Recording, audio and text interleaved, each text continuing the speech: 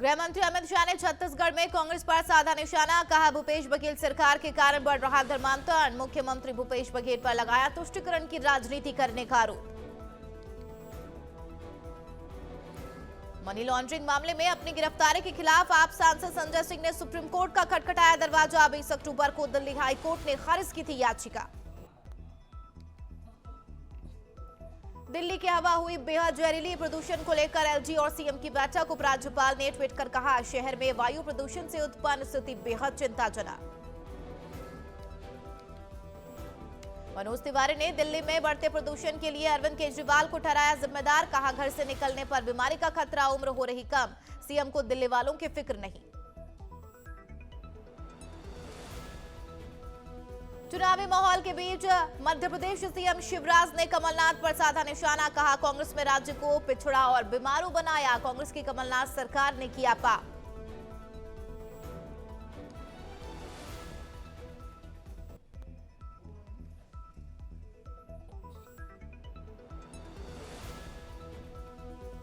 नमस्कार, नवतेज टीवी देख रहे हैं आप और मैं आपके साथ हूं चंदा यादव। खबरों की शुरुआत करेंगे। मकराना विधानसभा सीट से 2 निर्दलीय प्रत्याशियों ने उपखंड कार्यालय पहुंचकर रिटर्निंग अधिकारी जेपी बेरवा के समक्ष अपना नामांकन पत्र दाखिल किया। मकराना निवासी मोहम्मद सादिक फरकिया ने अपने समर्थकों के साथ निर्दलीय प्रत्याशी के तौर पर नामांकन दाखिल किया है, जिसके बाद सूतली ग्राम निवासी दीपाराम ने निर्दलीय प्रत्याशी के तौर पर नामांकन दाखिल किया। मकराना विधानसभा से अब तक कुल 3 जनों द्वारा निर्दलीय प्रत्याशियों के रूप में नामांकन दाखिल किया गया है, जबकि भाजपा प्रत्याशी सुमिता भीचर शनिवार को अपना नामांकन दाखिल करेंगी।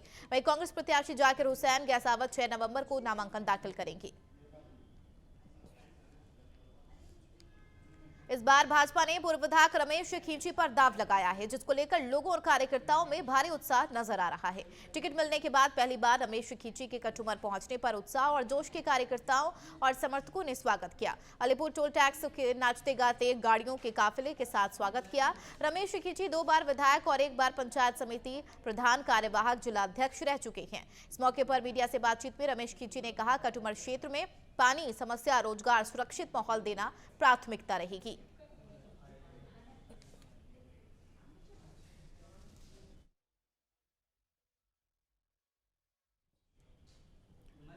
विधानसभा चुनाव 2023 की अधिसूचना जारी होने के बाद 5वें दिन गंगानगर विधानसभा क्षेत्र से भारतीय जनता पार्टी के प्रत्याशी जयदेव बहानी ने अपना नामांकन पत्र दाखिल किया।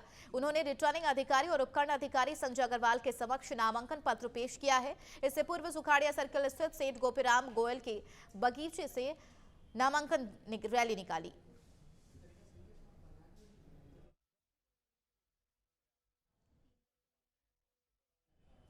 उधर भाजपा में ऐसे मोर्चा के उपाध्यक्ष रहे राजेंद्र नायक को सुजानगढ़ से टिकट नहीं मिला है, जिसके बाद नायक ने बागी होकर निर्दलीय नामांकन प्रस्तुत किया है। राजेंद्र नायक ने कहा है कि भाजपा ऐसे वर्ग से एक तबके हमेशा से टिकट देती आई है। नायक जाति की हमेशा उपेक्षा हुई है, इसी कारण उन्होंने निर्दलीय नामांकन दाखिल कर चुनाव लड़ने का निर्णय लिया है। नामांकन के दौरान काफी लोग नायक के साथ मौजूद रहे।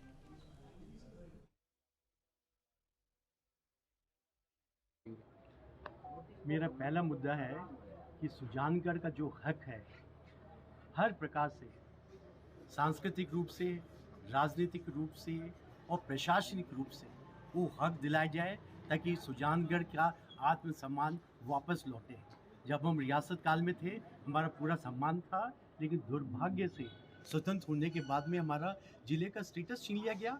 तो मैं यहाँ पर सुजानगढ़ के आत्मसम्मान के लिए आया हूँ और आप सबका सहयोग चाहता हूँ, और मैं अपना पूरा जोर लगा दूंगा कि सुजानगढ़ का हर वासी कहे कि हमें गर्व है कि हम सुजानगढ़ का हक लेके आए। पिंडवाड़ा से कांग्रेस प्रत्याशी लीलाराम गरासिया ने अपने समर्थकों के साथ माउंट आबू पहुंचे, जहां लोगों ने जगह जगह लीलाराम का माला पहनाकर स्वागत किया। इसके बाद वे अपने पदाधिकारी कार्यकर्ताओं के साथ पैदल चलकर ढोल नगाड़ों के साथ निर्वाचन कार्यालय पहुंचे। इसके बाद मीडिया से मुखातिब होने के दौरान कांग्रेस प्रत्याशी ने मतदाताओं की अपेक्षा कर खरा उतरने का भरोसा जताया है। साथ ही कार्यकर्ताओं को पदाधिकारी ने लीलाराम जिंदाबाद के नारे लगाए। इस दौरान डीएसपी थानाधिकारी किशोर सिंह भाटी, आबू रोड सदर थानाधिकारी समेत पुलिस का भारी जाब्ता मौजूद रहा। सर, मेरी आबू पिंडवाड़ा क्षेत्र को लेकर पहली प्राथमिकता मेरी ये है कि लंबे टाइम से आबू पिंडवाड़ा में टीएसपी का एक मुद्दा चल रहा है। मैं एक पहली बार यहाँ शिक्षित उम्मीदवार घोषित करा है, तो पहला मुद्दा जो मेरा है, अगर मेरे पूरे आबू पिंडवाड़ा का पब्लिक मुझे सुनकर आशीर्वाद देती है और विधानसभा में जाता हूँ, तो पहला काम पहली प्राथमिकता है ये टीएसपी घोषित करने का है। स्थानीय क्षेत्र में क्या कमियां देखते हैं जिनको आप लेके आगे जाएंगे मुद्दों को लेकर, मुद्दा बना करके खास करके? अभी मुद्दा मेरे सामने टीएसपी का ही है। बढ़ेंगे शिक्षा है, रोडें हैं, लाइटें हैं। जहाँ दूर दराज टोनियों में आज भी जो मेरी पहली प्राथमिकता होगी जो रोड और लाइट की व्यवस्था करें।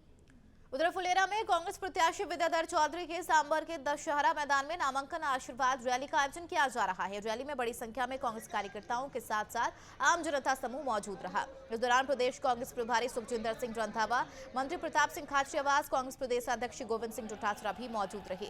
गोविंद सिंह डोटासरा ने नामांकन आशीर्वाद रैली को भी संबोधित किया।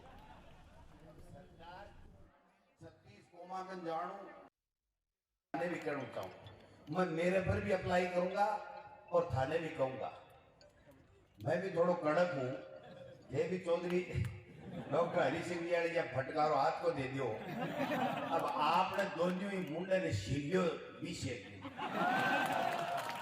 अरे कह दियो भाई जी आलियो ये जानो और ठाकुर चुनाव जाने।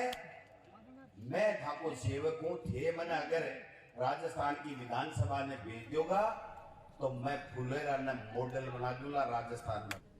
उधर टोंक जिले के मालपुरा टोडा रायसिंह क्षेत्र से टिकट की मांग कर रहे युवा कांग्रेस नेता गोपाल गुर्जर ने टिकट की घोषणा होने से पहले ही नामांकन भरा। नामांकन भरने से पहले गोपाल गुर्जर ने विशाल जनसभा को संबोधित किया और कहा कि उन्हें पार्टी नेतृत्व पर पूरा भरोसा है कि इस बार मालपुरा सीट पर किसी प्रकार का कोई गठबंधन नहीं होगा। लंबे समय से उठ रही मांग को प्राथमिकता देते हुए कांग्रेस आलाकमान गोपाल गुर्जर को पार्टी का अधिकृत प्रत्याशी घोषित करेगी और इसके बाद गोपाल गुर्जर ने रिटर्निंग अधिकारी मनोज कुमार वर्मा के सामने आवेदन सौंपा है। देखिए, मुझे पार्टी पे विश्वास है। कांग्रेस पार्टी मेरी माँ है और मेरी मेहनत और मेरी लगन और जनता के सर्वे के अनुसार मुझे कांग्रेस का टिकट मिलना चाहिए और मिलेगा, मुझे विश्वास है। पर जब लोग बाग जनता, मालपुरा टोडा विधानसभा की जनता इसके निर्देश के अनुसार मुझे जब लगा कि सर्वे और जो जनता 25-30 साल से बार बार मालपुरा टोडा विधानसभा की जनता में सर्वे के आधार पे और जनता के नीति और रीति के आधार पे हमेशा से हमारी 30 साल से हम मालपुरा टोडा विधानसभा के सभी लोग कांग्रेसी जन हम बार बार हमारे यहाँ स्थानीय और यहाँ के स्थायी व्यक्ति के लिए हमारी लड़ाई लड़ती है और हमारा सर्वे और मेहनत हम लोग सभी जनता के हिसाब से सर्वे में अच्छा नंबर जाता है। हम लोग हर तरह से जनता चाहती है कि हमारा स्थायी हो, हमारा लोकल स्थानीय। भाजपा पार्टी से टिकट नहीं मिलने पर पूर्व विधायक शिमला बावरी ने निर्दलीय प्रत्याशी के रूप में अपना नामांकन भरा है। एसडीएम कार्यालय जाकर रिटर्निंग अधिकारी को आवेदन सौंपा। नामांकन से पहले शिमला बावरी की ओर से धान मंडी अनूपगढ़ में नामांकन सभा को संबोधित किया, जहां उन्होंने अनूपगढ़ विधानसभा क्षेत्र की जनता से सहयोग और समर्थन मांगा है। इस सभा में विधानसभा क्षेत्र के कई भाजपा नेता और कार्यकर्ता शामिल हुए।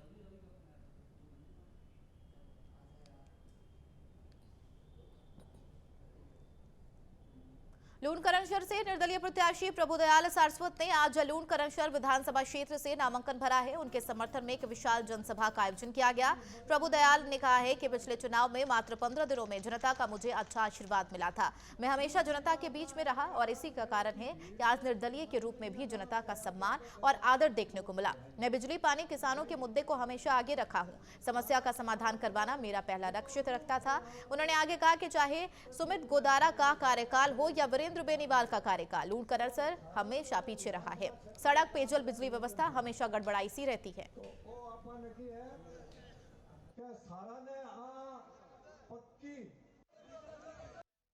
बीच में रहा। मैं हमेशा के लिए जनता की जो लड़ाई लड़ा, चाहे वो मुद्दे पानी के हो, चाहे बिजली के हो, चाहे हॉस्पिटल के हो, हर मुद्दे के अंदर मैं जनता के साथ खड़ा रहा।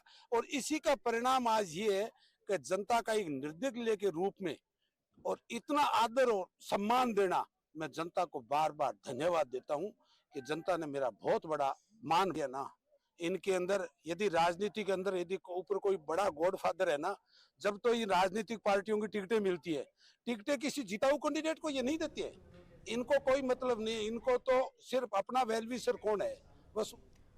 वायु प्रदूषण ने शुक्रवार को सारे रिकॉर्ड तोड़ दिए हैं। दिल्ली एनसीआर के कई शहरों की एयर क्वालिटी सुबह ही डेंजर जोन में पहुंच गई। ग्रेटर नोएडा की एयर क्वालिटी देश में सबसे खराब दर्ज की गई है, जहां का AQI 485 है। एनसीआर के 3 शहर नोएडा, गाजियाबाद, बागपत अब डेंजर जोन में आ गए हैं। यहां लोगों की आंखों में जलन और गले में खराश महसूस हो रही है। आसमान में घनी धुंध छाई हुई है। बढ़ते प्रदूषण के मद्देनजर जहां ग्रैब का 3rd स्टेज लागू करते हुए सख्तियां बढ़ा दी गई है, वहीं दिल्ली में अब बसों के बाद BS3 और BS4 वाली सभी गाड़ियों के चलाने पर प्रतिबंध लगा दिया गया है।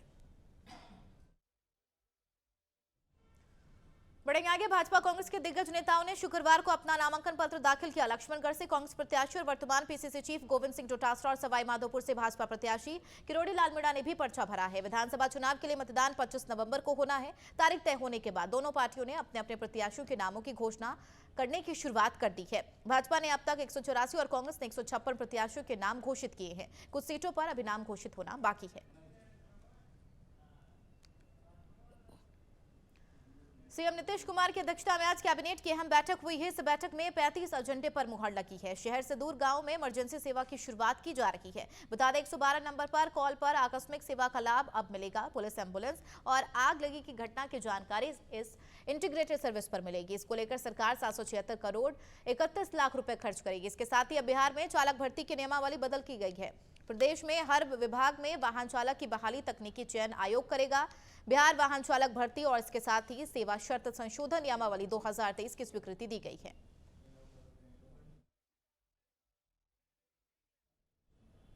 उधर सोनिया गांधी अपने बेटे राहुल गांधी को स्थापित करने का प्रयास कर रही है, तो कमलनाथ अपने बेटे को, इसी तरह दिग्विजय सिंह भी अपने बेटे को स्थापित करने के लिए परेशान है। कांग्रेस के नेता तो जय वीरू की जोड़ी बता रही हैं, जबकि ये जोड़ी मेरे अपने फिल्म श्याम और छेनू की वो जोड़ी है जो अपने अपने मोहल्ले में कब्जे के लिए लड़ते थे।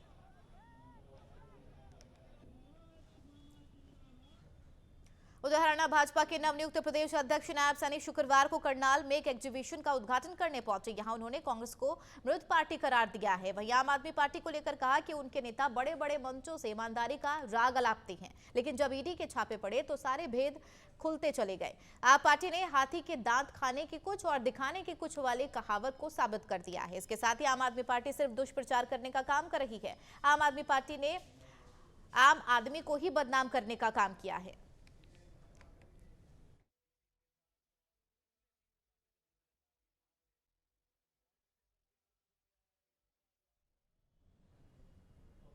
चलिए, फिलहाल की खबरों में मेरे साथ इतना ही। नमस्कार।